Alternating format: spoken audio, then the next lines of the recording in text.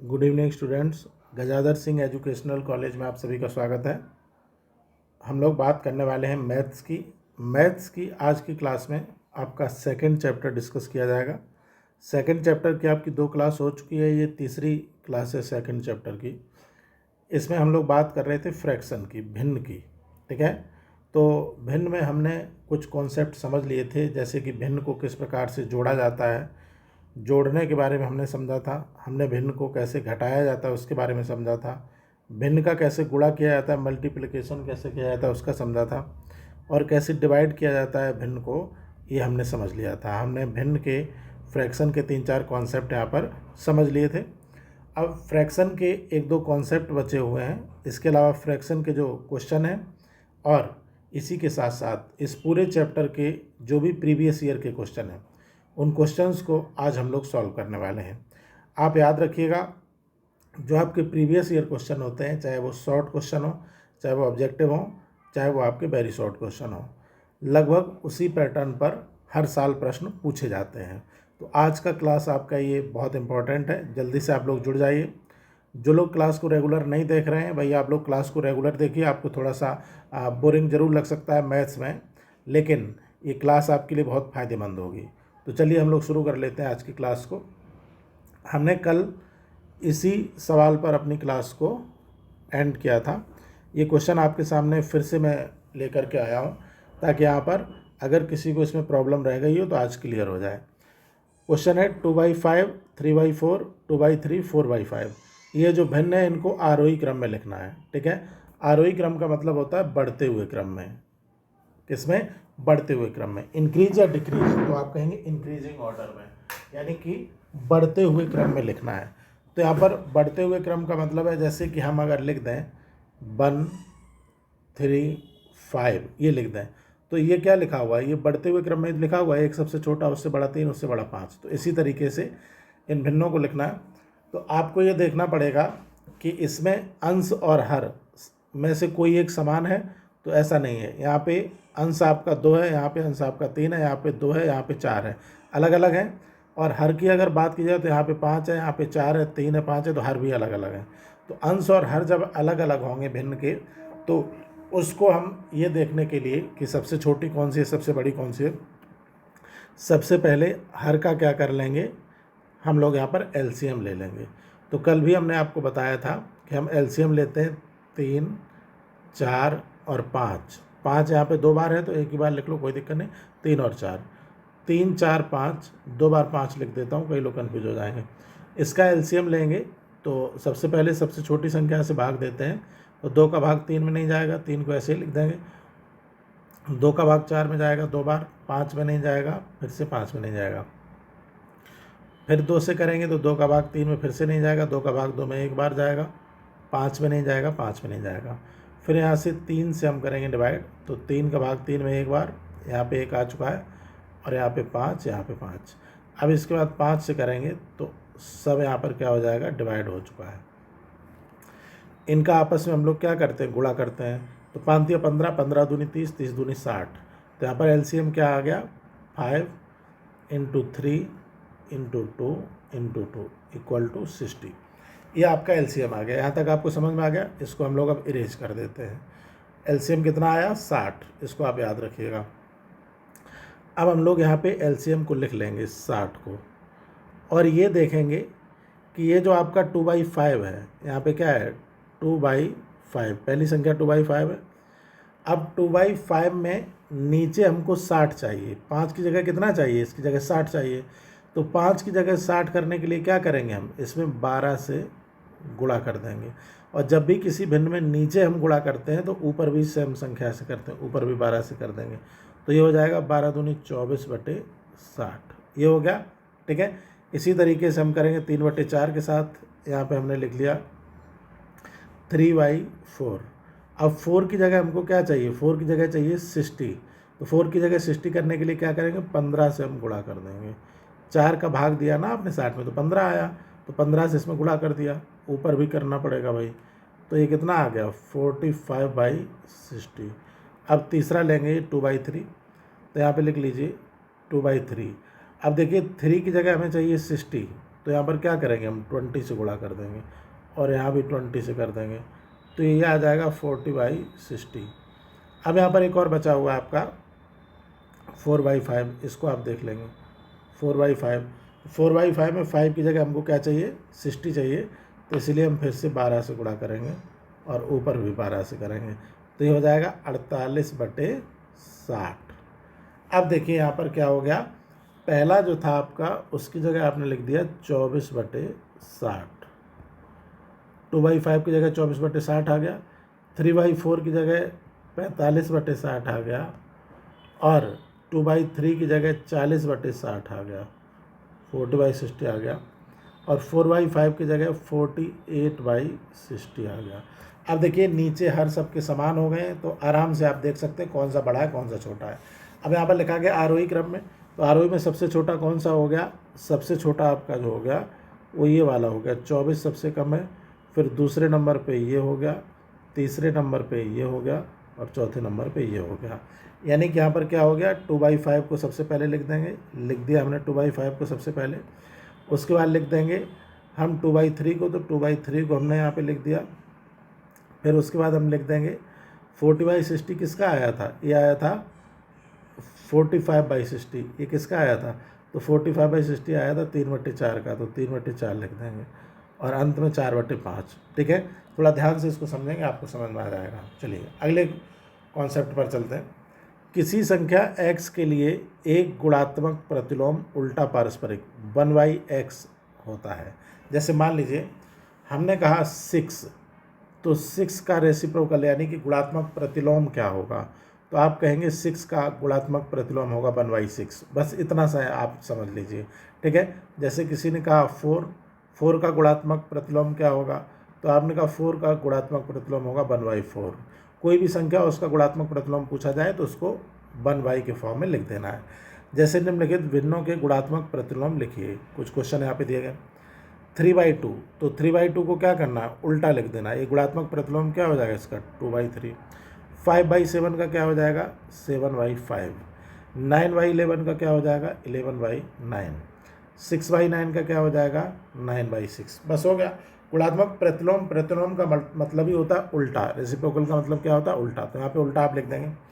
अगला यहाँ पे दिया गया 3/4 के योज्य प्रतिलोम का गुणात्मक प्रतिलोम क्या होगा।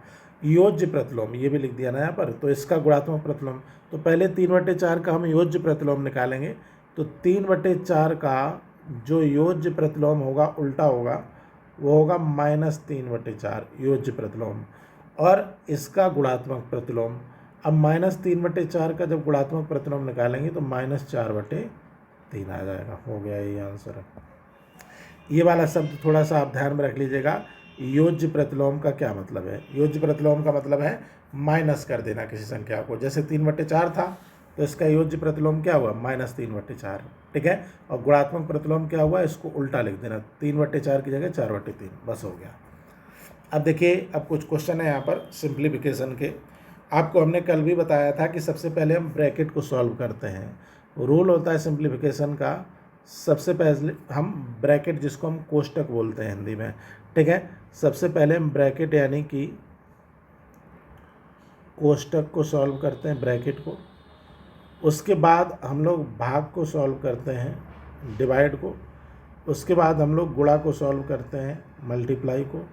उसके बाद हम प्लस को सॉल्व करते हैं, प्लस मतलब जोड़ को। और सबसे लास्ट में हम करते हैं घटाना को सॉल्व। ठीक है, ये वाला आप याद रखें, अभी आपको समझ में आएगा मैं क्या बोल रहा हूँ। जैसे यहाँ पे आप अगर देखें तो ये दिया गया है 15 माइनस, ये ब्रैकेट में 6 - 5 + 4 - 2 - 1।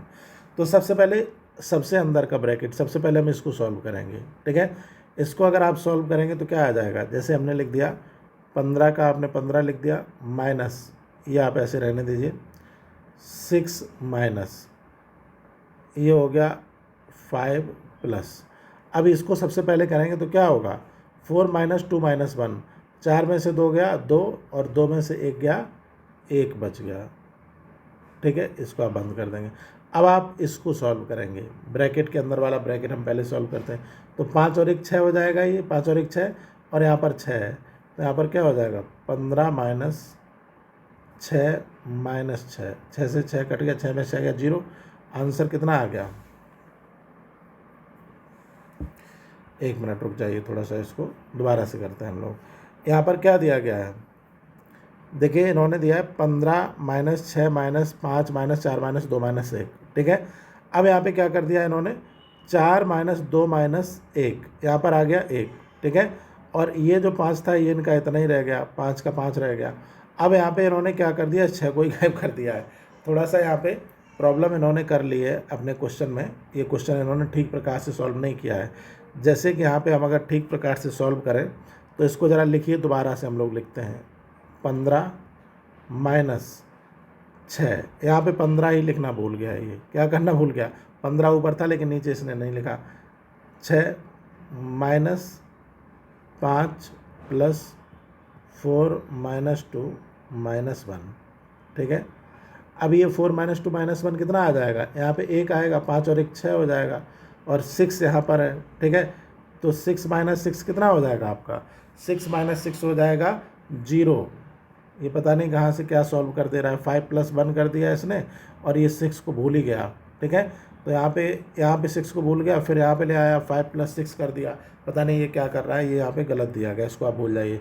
6 माइनस 6 15, 6 माइनस 6 0, 15 इसका आंसर आ गया, ठीक है। अगला क्वेश्चन अभी आप करेंगे तो आपको समझ में आएगा, इसको छोड़ दीजिए।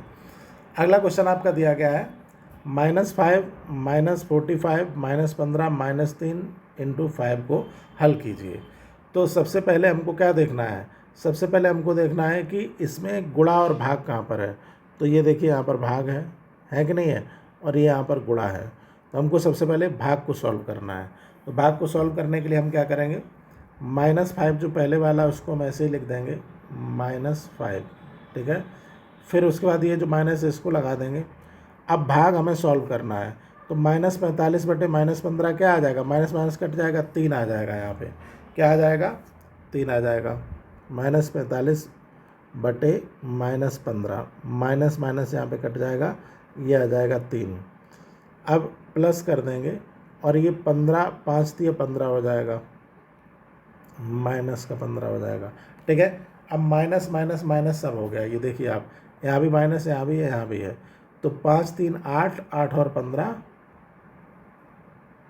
23 हो गया, और सबके आगे माइनस था तो सबके आगे माइनस लग गया, यही आंसर हो गया, ठीक है। यहाँ पे थोड़ा सा आप समझिए, हम दोबारा से इसको डिस्कस कर देते हैं।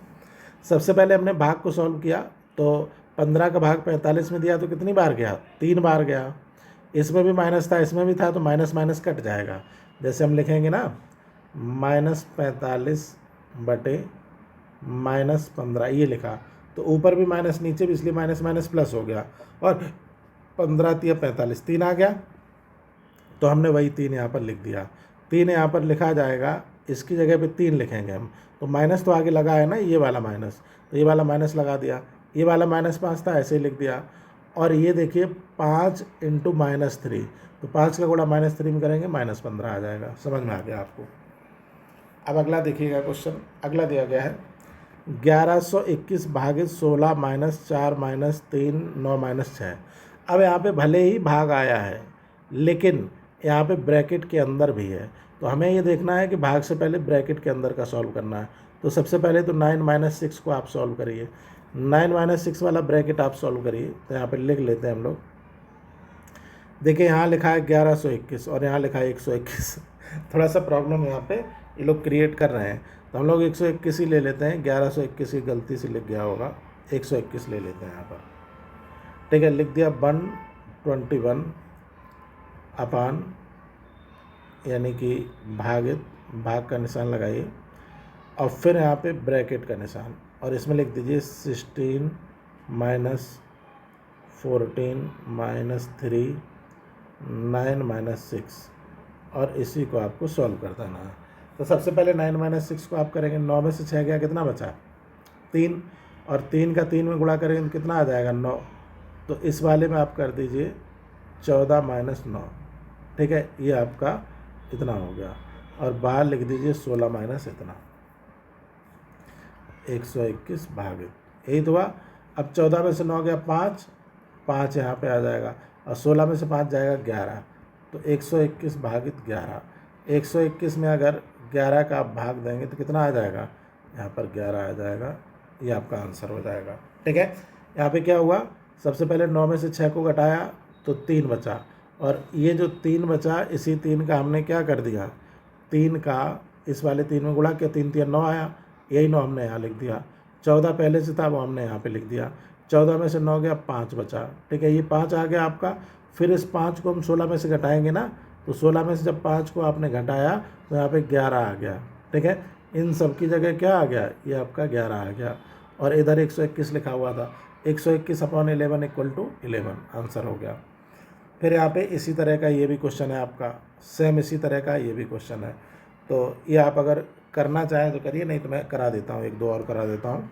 यहाँ पे देखिए लिखा गया 18 माइनस ब्रैकेट में आपका 14 + 16 - 18 - 5। अब यहाँ पे सबसे अंदर के ब्रैकेट को सबसे पहले सॉल्व करते हैं। तो 18 - 5 करेंगे, कितना आ जाएगा, ये आ जाएगा आपका 13। ठीक है, फिर ये 13 इस ब्रैकेट में पूरे में कितना आ गया, 13। तो अब हम करेंगे 16 में से 13 को घटाएंगे, इसमें से 13 को घटाएंगे, तो यहाँ पे कितना आ जाएगा, 3 आ जाएगा। ठीक है, 3 आ गया। अब 14 में 3 जोड़ देंगे, 14 में 3, तो यहाँ पे आ जाएगा 17। 18 में से 17 घटा देंगे, कितना आ जाएगा, 1 आ जाएगा। ठीक है, सिंपल सा आप इसको करके थोड़ा सा देखिएगा, ध्यान से करिएगा, हो जाएगा। 42 आप कर लीजिएगा, 43 आप कर लीजिएगा, सिंपल सा है। मुझे लगता है 43 तो रिपीट हो गया है, ये 121 भागे 16 - 14 - 3 9 - 5, ये वाला क्वेश्चन यही तो है। 121 भागे 16 - 14 - 3 6 - 9 - 6। ठीक है, थोड़ा सा अंतर है, उसी तरह का ही आप कर लीजिएगा। इसको भी आप बनाइएगा, सेम क्वेश्चन है आपका।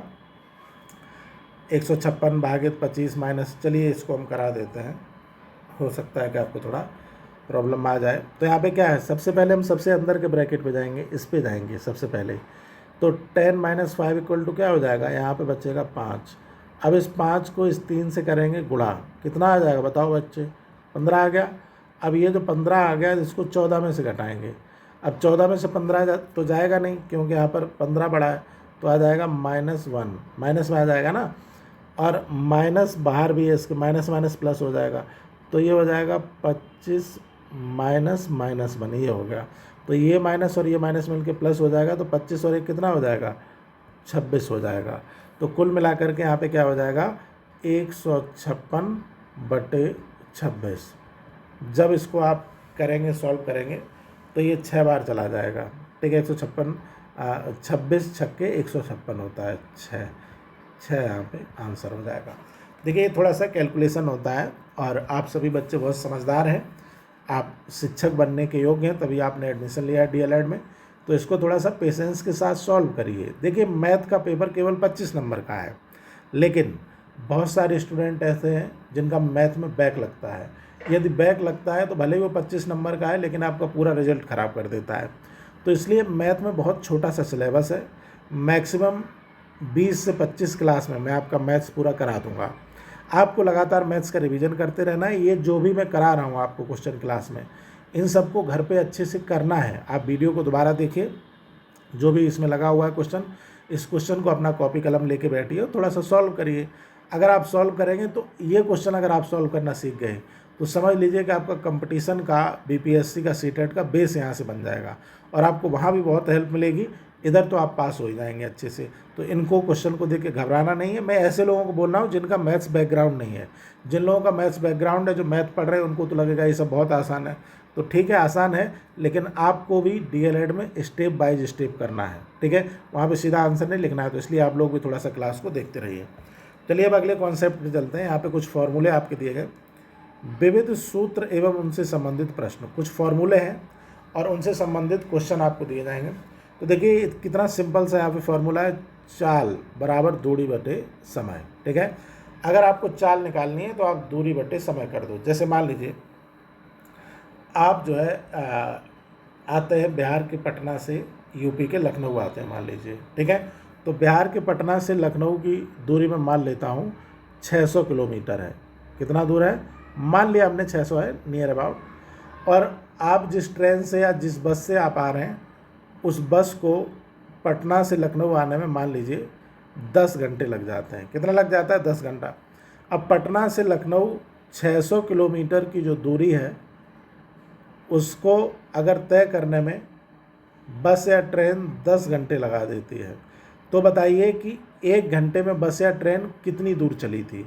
तो आप कहेंगे कि 600 किलोमीटर जाने में 10 घंटा लगा, तो 1 घंटे में ये चलेगी 60 किलोमीटर। ठीक है, बस यही क्वेश्चन है कुल मिला के। ठीक है, चाल कितनी होगी उसकी, 60 किलोमीटर प्रति घंटा। यही फॉर्मूला है यहाँ पे। जैसे आप देखते होंगे, आपको कहीं जाना है तो 1 घंटे में कितनी दूर आप चलते हैं उसी को हम चाल बोलते हैं। और चाल को निकालने के लिए आप क्या करते हैं, जितनी दूर आप गए होते हैं उस दूरी को आप समय से भाग कर देते हैं। ठीक है, अब यहाँ पे लिखा गया दूरी इक्वल टू चाल इंटू समय, दूरी। अब मान लीजिए जैसे कि आपको दूरी नहीं पता है, आप अपने ही 2 शहर का एग्जांपल ले लीजिए। मान लीजिए कोई एक बच्चा है जो कि भागलपुर का है, भागलपुर से उस बच्चे को आना है पटना या समस्तीपुर कहीं आना है, तो भागलपुर से पटना की दूरी मैं मान लेता हूँ हमें नहीं पता है। ठीक है, लेकिन वो जिस बाइक से जिस कार से आया है वो 60 किलोमीटर 1 घंटे में चलती है। ठीक है, और उसको भागलपुर से पटना आने में 4 घंटे लग गया है। कितना लग गया, 4 घंटे। एक बच्चा जो कि भागलपुर से पटना आया है और उसको भागलपुर से पटना के बीच की दूरी नहीं पता है, लेकिन उसकी जो गाड़ी है, जो कार है, जो बाइक है, एवरेज 1 घंटे में 60 किलोमीटर चल जाती है। उसने 4 घंटे तक लगातार अपनी गाड़ी को चलाया है। तो बताइए कितना दूर वो चल गया 4 घंटे में। तो आपने कहा 240 किलोमीटर। कितना चल गया बेटा, 240 किलोमीटर चल गया। तो अब अगर आपसे कोई पूछे कि भाई बताओ भागलपुर से पटना कितनी दूर है, तो आप कहेंगे 240 किलोमीटर, क्योंकि आपने क्या किया कि जो आपकी चाल थी गाड़ी की, जितना समय लगा उसको आपने क्या कर दिया, गुणा कर दिया। अब मान लीजिए इसी को फिर से पलट के इसने लिख दिया समय।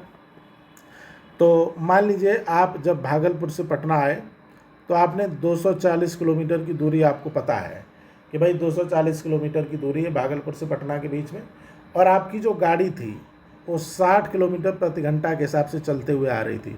आपने गाड़ी के स्पीडोमीटर में, टैकोमीटर में देखा कि वो 60 की स्पीड में चल रही है। तो आप बताइए कितना समय लगा आपको। तो 60 की स्पीड में गाड़ी 240 किलोमीटर चली तो 4 घंटे का समय आपको लग गया यहाँ पर। तो ये पूछ रहा है समय बराबर दूरी बटे चाल। ये 2-3 फार्मूले, यहाँ पे एक ही फार्मूला है, इसी को बदल बदल के लिख दिया है। ठीक है, ये तीनों आप दिमाग में थोड़ा सा डाल लीजिएगा। अब मात्रक क्या होता है, समय का मात्रक होता है सेकंड। सेकंड हो गया, मिनट हो गया, घंटा हो गया। ठीक है, जैसे कभी कभी होता है कि भाई कितना समय और लगेगा, तो उसने कहा 1 घंटा। अब अगर समय कम, कितना समय लगेगा, बोले 5 मिनट। कितना समय लगेगा, बोले बस 2 सेकंड की बात है। तो हम समय को कभी सेकंड में, कभी घंटा में, कभी मिनट में बताते रहते हैं। दूरी को अगर लंबी दूरी है तो हम किलोमीटर में बात करते हैं। मान लीजिए पटना से लखनऊ कितना है, तो आपने कहा 600 किलोमीटर। और मान लीजिए आपसे कहा गया कि आपके घर के दरवाजे से आपके रूम की दूरी कितनी, तो आप कहेंगे 5 मीटर, 10 मीटर, 20 मीटर। तो मीटर और किलोमीटर ये दूरी के मात्रक होते हैं। फिर अगर चाल की बात की जाए तो चाल को किलोमीटर प्रति घंटा में भी और मीटर प्रति सेकंड में भी मापा जाता है। जैसे कि अगर लंबी दूरी हो तो आप कहेंगे किलोमीटर प्रति घंटा, और छोटी दूरी हो, आप घर से खेत तक गए तो आपको 10 सेकंड लगा, तो वहाँ पे घंटे में थोड़ी नापेंगे, आप मीटर पर सेकंड में। अब देखिए यहाँ पे कुछ क्वेश्चन है, इनको हम कर लेते हैं। बहुत सिंपल क्वेश्चन है, 2022 में आया भी है ये क्वेश्चन। एक रेलगाड़ी जिसकी लंबाई 30 मीटर है, जो ट्रेन है उसकी लंबाई कितनी है, 30 मीटर उसकी लंबाई है, 120 मीटर लंबे प्लेटफॉर्म को 12 सेकंड में पार करती है। तो ट्रेन की लंबाई 30 मीटर और प्लेटफॉर्म की लंबाई 120 मीटर। जब ट्रेन इसको पार करेगी तो उसको कुल कितनी दूरी चलनी पड़ेगी। एक तो ट्रेन जब उसको पार करेगी तो पूरा स्टेशन उसको पार करना पड़ेगा, 120 मीटर तो ये चलेगी, और स्टेशन पार करने के बाद जब वो 30 मीटर और आगे चली जाएगी तभी तो पूरी ट्रेन स्टेशन से आगे निकल जाएगी। तो यहाँ पर उसको कुल मिलाकर के पूरा प्लेटफॉर्म क्रॉस करने के लिए 150 मीटर चलना पड़ेगा। कितना, 150 मीटर। अब यहाँ पे 150 मीटर को चलने में कितना, 12 सेकंड का समय ले लेती है, 12 सेकंड। तो आप बताइए 150 मीटर को चलने में अगर वो 12 सेकंड का समय लेती है तो वो 1 सेकंड में कितना मीटर चली थी। ठीक है, तो यहाँ पर कर देंगे दूरी बटे समय, ये दूरी ये समय है, तो कितना आ जाएगा, 12 का भाग आप 150 में अगर देंगे तो ये आपका आ जाएगा 12 एकन 12, और इसके बाद बचेगा यहाँ पर 3, हो जाएगा 30। ठीक है, और जब 30 हो जाएगा तो इसको आप काटिए मत। पूछा गया है किलोमीटर प्रति घंटा में, ठीक है। अगर मीटर प्रति सेकंड में पूछता तब आप काटते। 150/12 आ गया आपका।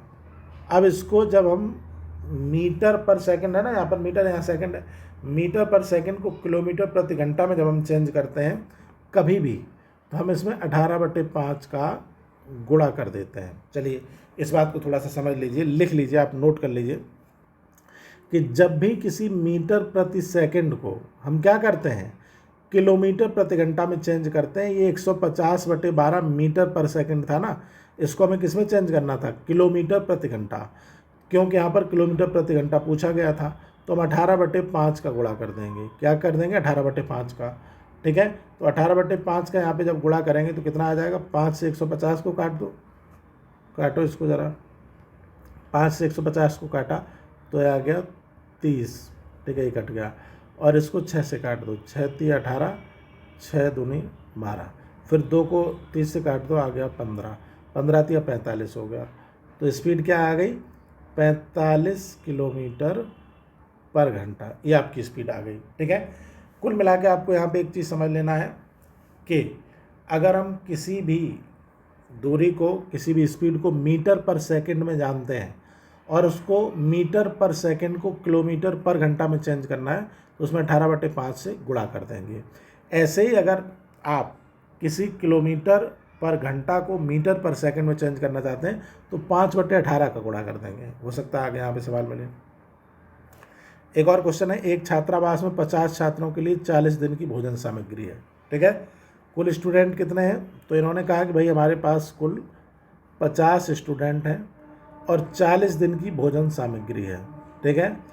50 छात्र अगर किसी खाने को 40 दिन में खाते हैं, आप ये बताइए, अगर आप 50 लोग मिलकर किसी खाने को 40 दिन तक खाते हैं, तो अगर केवल एक आदमी को वही खाना खिलाया जाए तो वो कितने दिन तक खाएगा, तो आपने कहा 50 का 40 में गुणा कर देंगे, वो 2000 दिन तक खाएगा। यानी कि 50 लोगों को 40 दिन तक ना खिला के हम अगर 2000 लोगों को एक ही दिन खिला दें तो 2000 लोग उसमें खाना खा सकते हैं। जितना खाना 50 लोग 40 दिन में खाएंगे उतना ही खाना 2000 लोग एक दिन में खा लेंगे, ठीक है। अब आगे, यदि छात्रावास में 30 छात्र और आ जाए तो भोजन सामग्री कितने दिन में समाप्त हो जाएगी। तो कुल मिला के 2000 लोग यहाँ पर एक दिन में खा सकते थे। छात्र पहले 50 थे, अब 30 और आ गए, तो 30 और आ गए, तब छात्र कितने हो गए 80। तो 2000 लोग जिस खाने को एक दिन में खाते हैं तो 80 लोग उसी खाने को कितने दिन में खाएंगे, तो 2000/80 कर दो भाई, इसमें कुछ ज़्यादा नहीं है, ठीक है। और ये आ जाएगा 25 आंसर। क्या आ जाएगा, यहाँ पर आपका 25 आंसर आ जाएगा। जिस खाने को 2000 लोग एक दिन में खा सकते थे उसी खाने को 80 लोग कितने दिन में खाएंगे, 25 दिन में। अतः भोजन 25 दिन में समाप्त हो जाएगा। बहुत सिंपल है, आप अगर इसको थोड़ा सा ध्यान से करेंगे तो हो जाएगा। अगला देखिएगा, एक रेलगाड़ी जिसकी लंबाई 270 मीटर है, कितनी लंबाई है, 270 मीटर है, एक खंभे को 9 सेकंड में पार कर लेती है। कितनी देर में, 9 सेकंड में पार कर लेती है। उसकी चाल किलोमीटर प्रति घंटा में ज्ञात कीजिए। उसी टाइप का क्वेश्चन फिर से आइए, क्या यहाँ पर दिया गया है, हम लोग यहाँ पे क्या बात कर रहे हैं, एक रेलगाड़ी जिसकी लंबाई 270 मीटर है, एक खंभे को 9 सेकंड में पार कर लेती है, उसकी चाल किलोमीटर प्रति घंटा में ज्ञात कीजिए, ठीक है। तो इसकी लंबाई कितनी है, 270 मीटर है और कितने सेकंड में पार कर लेती है, 9 सेकंड में। तो इसको देखिएगा, 9 से आप भाग दीजिए, 270 में कितना आएगा, 30 मीटर पर सेकंड आ गया। अब 30 मीटर पर सेकंड को यहाँ पे क्या करना है, इसको करना है किलोमीटर प्रति घंटा में। तो इसीलिए 30 में अभी आपको बताया कितने का गुणा कर देंगे, 18/5 का। 18/5 का जब हम करेंगे तो ये 5 से कट जाएगा 6 बार और 18 छक्के 108। ये जो मीटर पर सेकंड था इसकी जगह क्या आ गया, अब आ गया किलोमीटर प्रति घंटा, किलोमीटर प्रति घंटा, किलोमीटर पर आवर, ठीक है। तो ये 2-3 क्वेश्चन है, इनको आप थोड़ा सा दोबारा से एक बार करिएगा, आपको समझ में आ जाएंगे। अब यहाँ पे पूरा चैप्टर का जो समरी उसको देख लेते हैं। संपूर्ण अध्याय का सारांश इस प्रकार है, जब किसी एक संख्या में किसी अंक को बराबर जोड़ा जाता है तो बार बार जोड़ने की क्रिया को गुणा कहते हैं। जैसे गुणा आपसे पूछा जाएगा, किसी संख्या को बार बार जोड़ने की क्रिया को गुणा कहते हैं। भाग जो होता है वो अलग करने की प्रक्रिया होती है, समूह से अलग करने को हम भाग कहते हैं। गुणा करने की प्रक्रिया का उल्टा भाग होता है, ठीक है। गुणा का जस्ट अपोजिट क्या होता है, भाग होता है। जब किसी संख्या अथवा अंक में किसी संख्या अथवा अंक को एक से अधिक बार घटाया जाता है तो उसे भाग कहते हैं। जैसे जोड़ने को हम क्या कहते हैं, गुणा कहते हैं, घटाने को हम भाग कहते हैं। जिस संख्या को विभाजित करना होता है उसे भाज्य कहते हैं। इसको थोड़ा सा समझ लीजिए, कई बार पूछा जाता है। जिसमें भाग दिया जाए, जैसे अगर 4 का भाग 12 में देना है तो 12 को क्या कहेंगे, हम भाज्य कहेंगे। जिस संख्या से भाग देते हैं, यानी कि 4 से हम 12 भाग दे रहे हैं तो 4 को क्या कहेंगे, भाजक कहेंगे। और जो कुछ हमें मिलेगा, 4 तिया 12, 3 मिलेगा तो 3 को हम भागफल कहेंगे। ऐसी संख्या जिसे p/q के फॉर्म में निरूपित किया जा सकता है उसे हम भिन्न कहते हैं, ठीक है। भिन्न के बारे में आपने पढ़ा था। यदि किसी वस्तु को 2 बराबर भाग किए जाएँ तो प्रत्येक भाग उसका आधा होता है। इस प्रकार से अगर 3 भाग किए जाएँ तो 1/3 होता है, ठीक है। भिन्न का मतलब है आधा होगा तो 1/2 लिख देंगे और 1/3 होगा तो 1/3 लिख देंगे। ऐसे भिन्न जिनमें अंश का मान हर के मान से कम होता है, उचित भिन्न। अंश का मान हर के मान से कम होता है, ठीक है। जैसे कि अंश है आपका 2 और हर है मान लो आपका 5, तो ये आपका उचित भिन्न हो गया। और ऐसे भिन्न जिनमें अंश का मान हर के मान से अधिक होता है अनुचित भिन्न कहता है। अनुचित भिन्न का मतलब क्या हो गया, इसी को अगर आप लिख दीजिए 5/2, ये हो गया अनुचित, और 2/5 क्या हो गया, उचित हो गया। अनुचित भिन्न और ऐसे भिन्न जिनके अंश और हर के साथ पूर्णांक लिखा होता है मिश्र भिन्न कहलाते हैं। मिश्र भिन्न का क्या मतलब हुआ, जैसे हम लिख दिया 2 सही 1/5, ये आपका क्या हो गया, मिश्र भिन्न हो गया, ठीक है। तो ये चैप्टर आपका पूरा समाप्त हो गया है। अब इसके कुछ क्वेश्चन हैं जिनको हम देख लेते हैं। ये क्वेश्चन आपके प्रीवियस ईयर परीक्षा में पूछे भी गए हैं और साथ ही साथ में आगे भी पूछे जा सकते हैं। किसी एक ही संख्या को बार बार जोड़ने की क्रिया क्या कहलाती है, ये आपसे पूछा गया है। तो एक ही संख्या को बार बार, जैसे हमने 4 को 4 में जोड़ा 3 बार 4 बार, तो बताइए क्या कहलाएगा। तो 4 को 4 बार 4 में जोड़ा, कितना आ गया, 4 8 12 16, ये आ गया 16। यानी 4 चौके कितना हुआ, 4 × 4 भी 16 हुआ। तो किसी संख्या को बार बार जोड़ने की प्रक्रिया गुणा कहलाती है। किसी संख्या में 0 से गुणा करने पर क्या प्राप्त होगा। तो जैसे मान लीजिए हमने 6 में अगर 0 से गुणा कर दिया तो 0 ही तो आएगा, तो 0 प्राप्त होगा, तो 0 होगा। 3/4 के योज्य प्रतिलोम का गुणात्मक प्रतिलोम क्या होगा। तो 3/4 यहाँ पे हमने किया 3/4। अब इसका योज्य प्रतिलोम, तो योज्य प्रतिलोम हो जाएगा -3/4। अब -3/4 का गुणात्मक प्रतिलोम हो जाएगा -4/3। तो -4/3 भी में ये सही हो गया। अब क्वेश्चन नंबर 4 देखिए, निम्न में भाज्य होता है, भाज्य किसे कहते हैं, ठीक है। तो यहाँ पर भाज्य की बात की जाए, जिसमें भाग दिया जाए, तो जिसमें भाग दिया जाए उसको हम भाजक कहते हैं। जिससे भाग दिया जाए, ठीक है, तो यहाँ पर जिससे भाग दिया जाए उसे हम क्या कहते हैं। देखिए यहाँ पे हमने बात की थी, ये देखिए, जिस संख्या को विभाजित किया जाता है उसे भाज्य कहते हैं। जिस संख्या को विभाजित करना होता है उसे हम भाज्य कहते हैं, तथा जिस संख्या से भाग दिया जाता है उसे भाजक कहते हैं। अब फिर से यहाँ पे आइए, हमने कहा भाज्य क्या है, जिसमें भाग दिया जाए, ठीक है। जिससे भाग दिया जाए वो तो भाजक है। भाज्य में भाजक जितनी बार आए ये आपका भागफल हो गया, ठीक है। ये भी नहीं हुआ, तो यहाँ पर क्या सही हो गया, 4 का ए सही हो गया। जिसमें भाग दिया जाए वही भाज्य होता है। जिसमें, जैसे कि हमने कहा 12, यहाँ पे लिख लेते हैं थोड़ा सा, 4 से भाग दिया तो यहाँ पे ये तो भाजक हो गया 4, ठीक है। और 3 आपका ये भागफल हो गया, 4 तिया 12। शेषफल यहाँ पे 0 हो गया और भाज्य क्या हो गया, तो ये 12 आपका यही भाज्य है, ठीक है। तो किस में भाग दिया है, जिसमें भाग दिया जाए। निम्न में से सम भिन्न कौन सी है, सम, ठीक है। तो सम का मतलब क्या होता है, हमने आपको बताया था। सम का मतलब होता है इवन। इवन का मतलब जहाँ 2 से भाग चला जाए। तो सम भिन्न का क्या है, यहाँ पर 2 है, यहाँ पर 4 है, तो 2 में भी 2 का भाग चला जाएगा, 4 में भी। यहाँ पे 3 में 2 का भाग नहीं जाएगा, ना 5 में जाएगा, यहाँ 3 में नहीं जाएगा, तो यहाँ पर पहला सही हो जाएगा। सम भिन्न कौन सा, ए। निम्न में कौन मिश्र भिन्न नहीं है। तो मिश्र भिन्न में क्या होता है, ऐसे ही लिखा होता है, इस फॉर्म में लिखा होता है मिश्र भिन्न। 3 सही 4/2, 5 सही 1/3 और 5 सही 11/17, ये सब मिश्र भिन्न है और ये नहीं है, ठीक है। 3 सही 1/2 प्लस माइनस 7 सही 4/5 का हल है। इसका हल कर लेते हैं, तो इसको लिख लीजिए। 3 सही 1/2, 3 दूनी 6 और 1 7 हो जाएगा, 7/2। 3 सही 1/2 को हम क्या लिख देंगे, 7/2 लिख देंगे। प्लस माइनस 7 सही 4/5 को 7 पन्ना 35 और 4 39/5 लिख देंगे। ठीक है, इसको आप ऐसे लिख देंगे। अब इसको देखिए 7/2 माइनस 39/5। अब 2 और 5 का आप एलसीएम ले लीजिए, 10 आ जाएगा। 2 पंजे 10, 7 पन्ना 35 माइनस माइनस हो जाएगा 5 दूनी 10 और 39 दूनी 78। तो 35 में से 78 घटाएंगे, 35 में 78 जाएगा ना, 78 में 35 घटा देंगे। ठीक है, तो यहाँ क्या आ जाएगा, 8 में से 5 गया, 3 बचा, और 7 में से 3 गया, 4 बचा। ठीक है, कितना आ गया, -43/10 आ गया। ठीक है, अब -43/10 को आप ज़रा सॉल्व कीजिए। -43/10 तो 10 चौको 40, 3/10 -4 सही 3/10 ये वाला। ठीक है, यहाँ पर बी ऑप्शन आपका सही हो गया।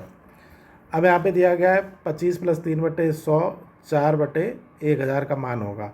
ये वाला सवाल आपका करा चुके हैं हम एक्सरसाइज में। ठीक है, तो इसको आप दोबारा से करिएगा। समतुल्य भिन्न का उदाहरण है। समतुल्य भिन्न का मतलब क्या हुआ, जहाँ पर इन दोनों की वैल्यू समान हो उसी को समतुल्य भिन्न बोलते हैं।